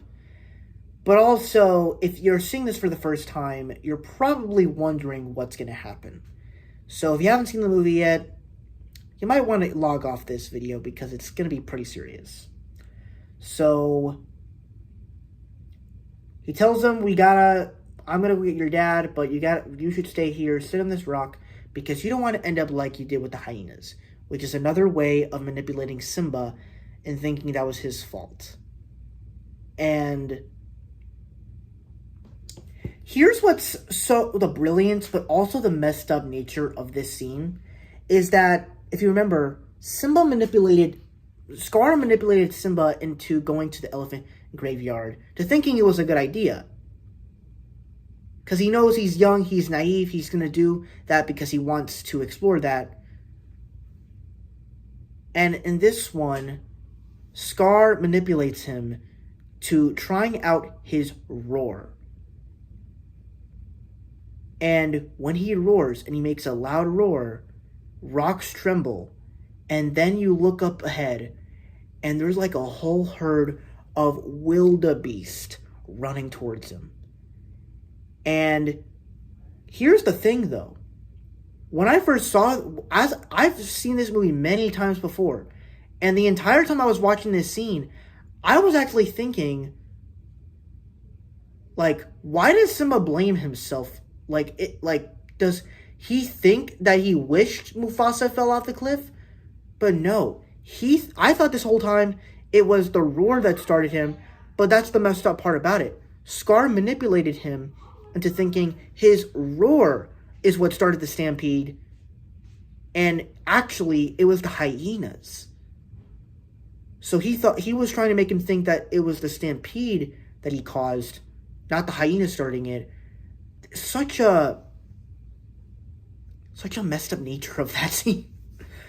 And so basically, this entire scene is animated beautifully, but it's terrifying and it's so crazy and so intense because you have Mufasa trying to run. The score from Hans Zimmer is of course fantastic in here. And then you get, of course, the epic scene, Long Live the King, as he pushes him off. And Mufasa dies. And it's a pretty heartbreaking scene, most definitely. And as I've kind of looked back on it, I'm like, yeah, this is definitely very emotional. Most definitely. And then Scar once manipulates him, but the king is dead. If it weren't for you, he'd still be alive. And now he manipulates him into running away. And then he tries to kill him with the hyenas, which doesn't go successful because the hyenas don't even try to kill him because they don't want to go into the thorn patch. Very lazy, but they really should be fired after the job, if I'm being honest. And then this initiates Scar's plan to want to take over the Pride Lands, and with the hyenas and everything just went down. Everybody is sad. Rafiki is now sad because now there is literally no hope for the Pride Lands. What's going to happen now? And now we get to a fun part of the film.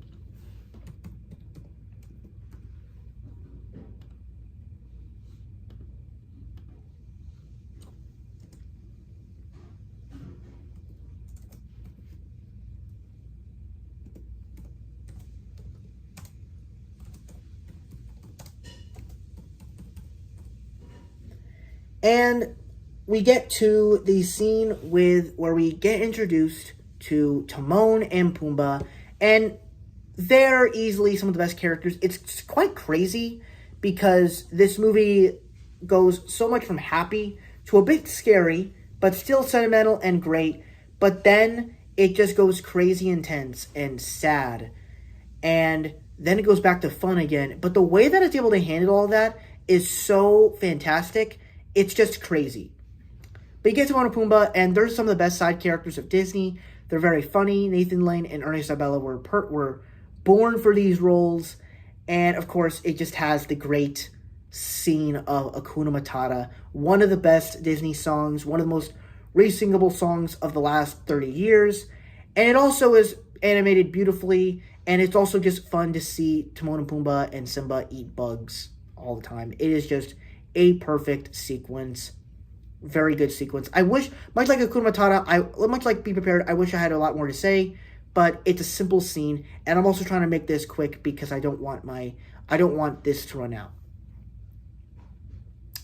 But I guess we can include this part. So we're kind of getting an update on everything, to where we're seeing how the Pride Lands is back at home.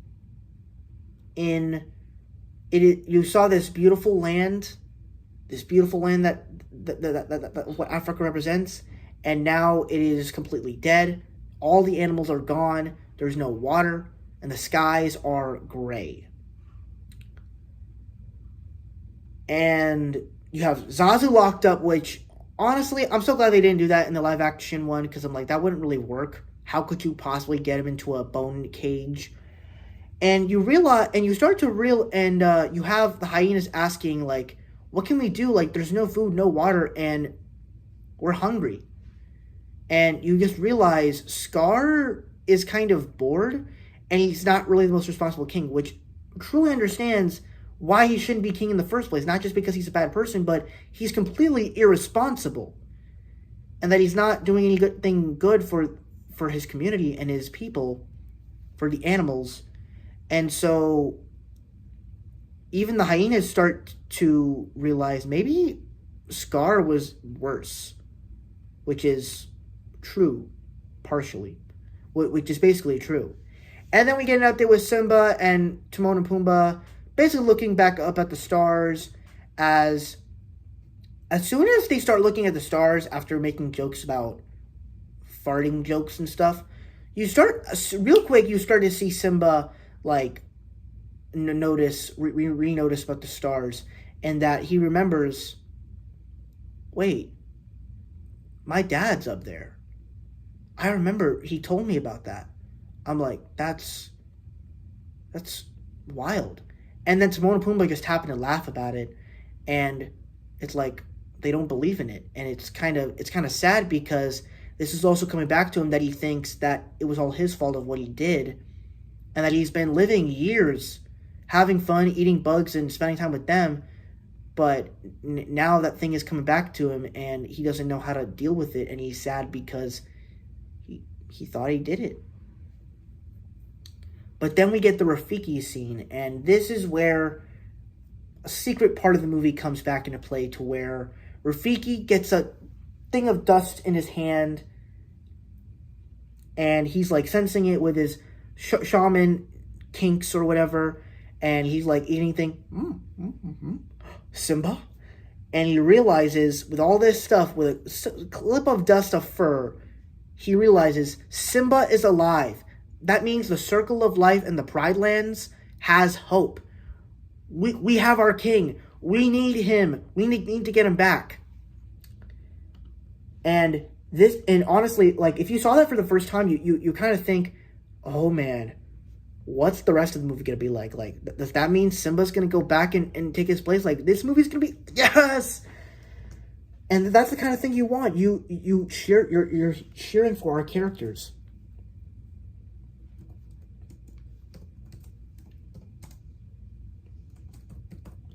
And now we're going to start heading into basically I'm going to call this section Nala.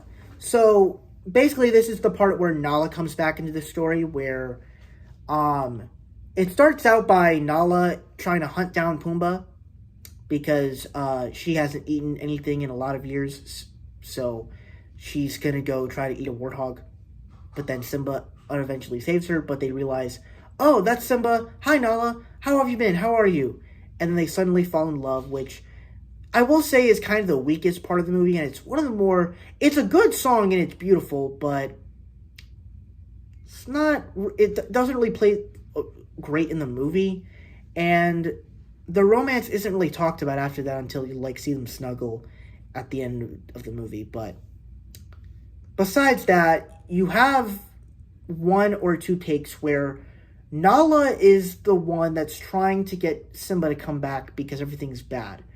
But you could also see that Simba doesn't really want to come back. Because, remember, he wanted to be king because he thought he had no responsibilities and no rules and he could do whatever he wants. But when he got older, he didn't really want to be king not for that reason, but he felt some guilt for his father and everything, and thought that everything that happened with him was his fault. And so he didn't really feel right for it to really change anything. And so obviously Nala couldn't change his mind. So who was going to change his mind? Well, obviously at first you think it's Rafiki, but there's only one person that can make him change his mind, knock some sense in him, and that's his father. Now, how is that going to be possible? Because he's obviously dead. Well, remember when Mufasa was talking about the great kings in the past are up there watching over us? Technically, yeah, they are. And he is there for him. And we didn't quite know what that was going to look like. But now we do, where Rafiki takes Simba to a lake, tells him to look down. He doesn't see anything at first, but then he tells him to look harder. And it starts appearing as an image of Mufasa.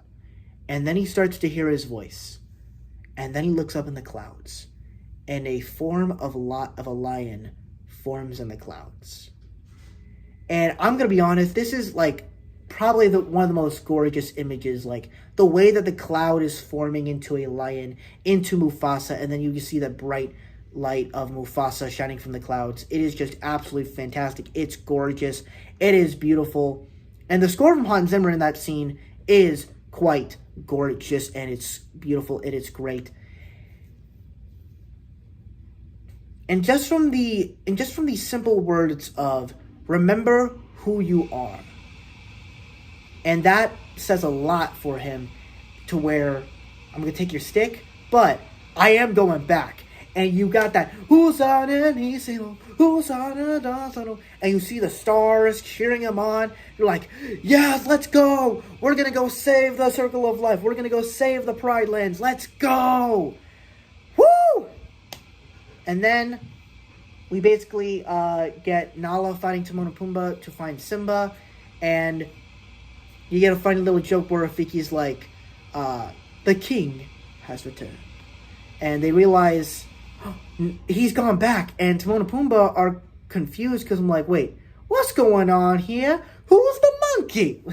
It's a funny sequence. And they realize, oh, so he's gonna go protect his family and stuff. All right.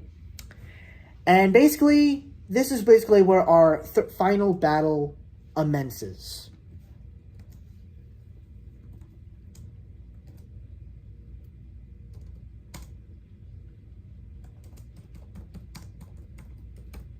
So our final battle begins well, not begins, but this is where our third act kind of comes in, where Simba comes back to the Pride Lands as he slow motion speed runs through a desert plain, and then he just comes back home, and he takes a step, and every step, it's like he's just distraught in the land that he once called home, and now it is a complete wasteland of darkness and gray and dead, and it's so depressing, and it's terrifying to look at, and the horror of what Scar did and what he let happen, and realizes, yeah, I really should have been here.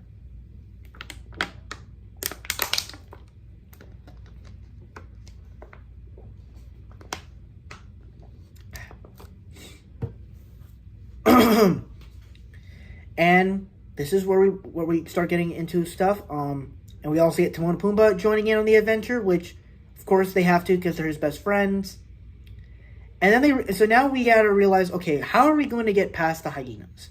Because they're obviously the main bodyguards of Scar. So how are we gonna get past them? So they got this funny little sequence where Timon and Pumbaa do this luau show. I have a whole video of recording of me and my sister singing that song. It's amazing. I love this scene. We've sung it so many times. I kept replaying the video because I'm like, we've seen this movie so many times. This song is just embedded in our brain at this point.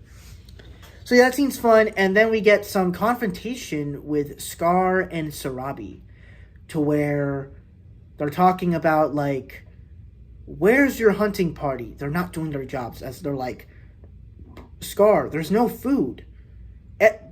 There's no food for us to eat. It's like there's nothing left. We need to relocate to somewhere else.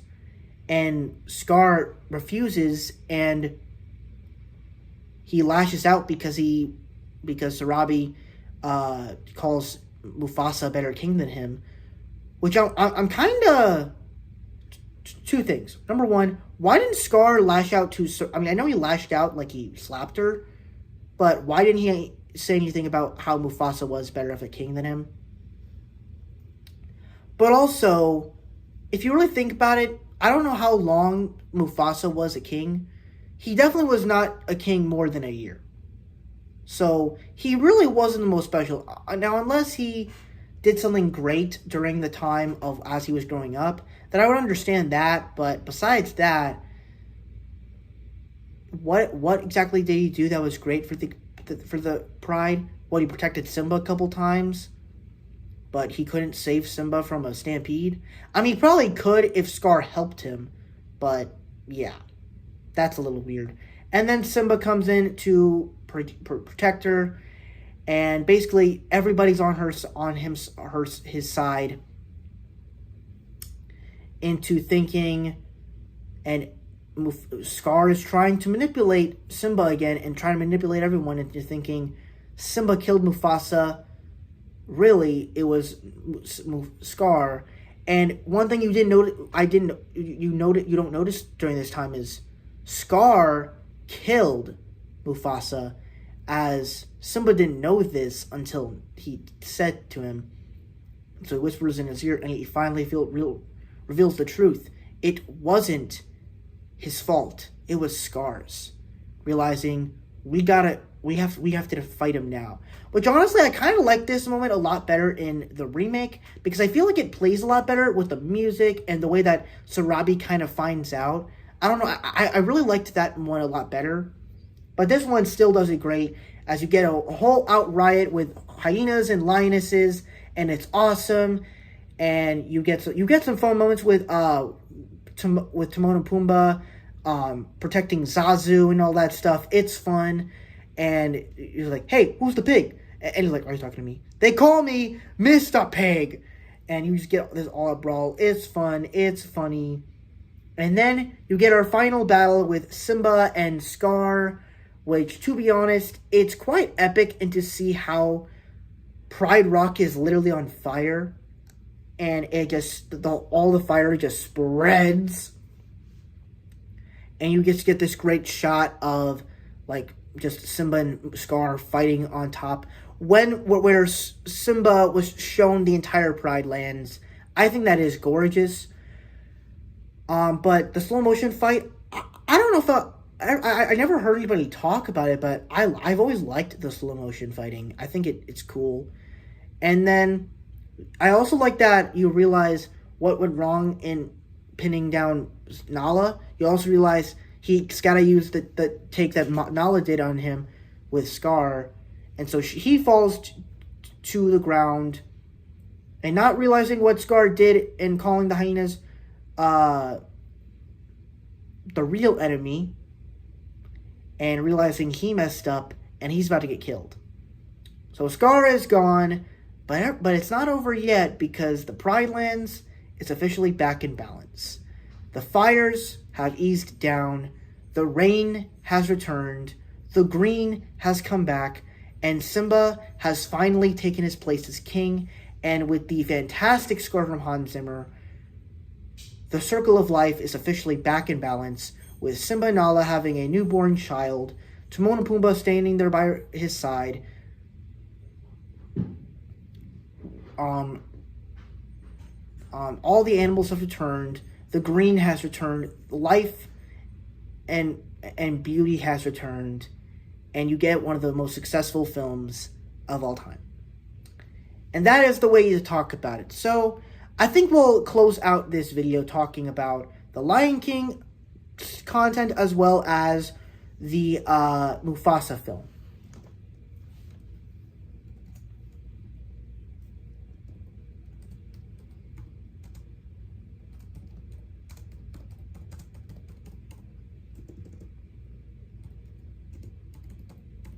So, my thoughts on all the Lion King content. Obviously, I have not seen all of it. Of course, I love The Lion King so much. It's my favorite Disney animated film. For the main content that we have been getting with The Lion King 2, The Lion King 1.5, which is fine, but it doesn't really work for me as much, but I still do enjoy it. We get The Lion Guard, we get The Lion King remake, and I think almost every project that The Lion King has ever made has actually worked for me. And, you get Lion King 2, it's based off of Romeo and Juliet. You get The Lion Guard, which is a team about protecting the circle of life, and a team of animals, Kion, Simba's next son after Kiara. But also it kind of shows, gives character and life to some of the animals in the Pride Lands and stuff like that. So it's that show is kind of important for me because I love The Lion King, and I also learned a good bit of stuff, so I thought that was a very good show. And then, of course, the remake, while, yeah, it's not perfect, it definitely, the original definitely does things that are better.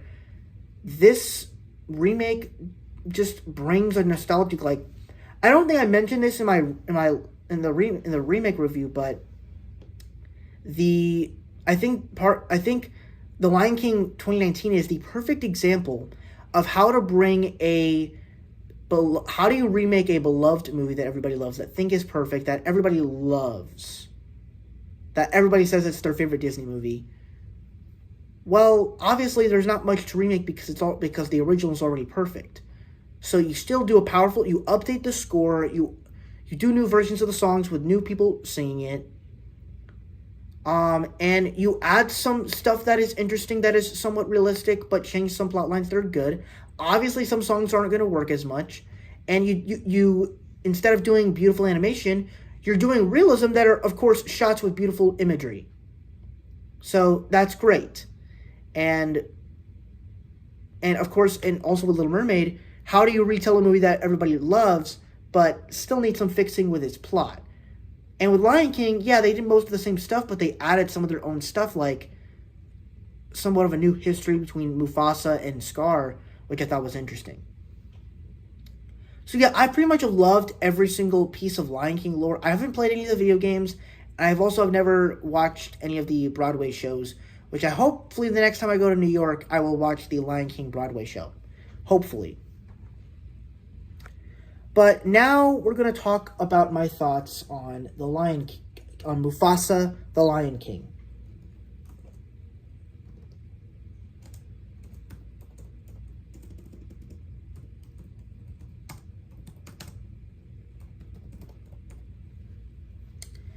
And to close out this video, let's talk about Mufasa, which is basically the next upcoming, Lion King project. Hopefully they talk about something about it at D23, because the movie is coming out really soon. It's coming out in 5 months, in December. And that is a movie I will definitely I have to see in theaters. I'm a Lion King fan. I have to. And if you don't know me, because I'm a massive fan of The Lion King, this Mufasa, and I said it many times before, I've said it in my most anticipated films list at the beginning of the year, Mufasa is my most anticipated film of the year. Forget Joker 2, forget Moana 2, forget all these other movies, forget Gladiator 2, Mufasa, forget Sonic 3, Mufasa is the most anticipated film I'm excited to see. And the main reason for it is because, one, I'm a Lion King fan, but number two, this is a kind of story that I personally want to see in the Lion King world. And that is a prequel. Yes, we got some stuff about Scar and he at the Lion Guard and some images with Mufasa and the Lion Guard, but that wasn't like a full story or clip or anything or dialogue. And I know somewhat of the history of Mufasa and Scar from like some of the books that they had when the film came out, when the original film came out. But those books, as well as the character of Copa, are not canon, so it's not canon. They're just little side children books. And yeah, I do have some nervousness about it because, they're making Mufasa come from being a nobody to being a wise and declared king, which I guess it is an interesting concept to show, but I'm also like, I don't know how I feel about that, because I'm like, doesn't that make Scar the main guy, and you kind of understand him now, and that Mufasa just came out of nowhere and took his job and took his place? That's kind of strange, but I'm hoping they do a good job on it. I'm excited. If Barry Jenkins and Lin-Manuel Miranda are coming in to do it, obviously there's something good coming from this. They obviously wouldn't make another Lion King project if it wasn't good. And I also like that they're showing a little bit more emotion in this one from the trailers that they showed. The movie still looks gorgeous, and I'm hoping that the story is good and they tell a good story, and if you didn't like the remake from 2019, hopefully this is the better version. This is the new Lion King that everybody can go back and watch, that everybody likes and watches. And it happens to be in a live action format, in a CGI special effects format. And I will say, I am kind of a person that I think this movie should be in a 2D animated film format, but it's still Lion King. I'm still probably going to enjoy it, and I'll still enjoy it for what it is. And of course, Hans Zimmer's coming back. I'm excited. I can't wait for December. Please give it to me now. Give me another trailer right now. If they don't give us another trailer during D23, I'm gonna be mad. Like, please give it to me. But that is it for my Lion King in-depth review of the entire original Lion King film. I know I went a little too much on the background, but there was so much I had to talk about. But that is it. Thank you guys so much for watching. I really hope you enjoyed. Don't forget to like, comment, and subscribe. And I will see you guys in the next video. Peace out.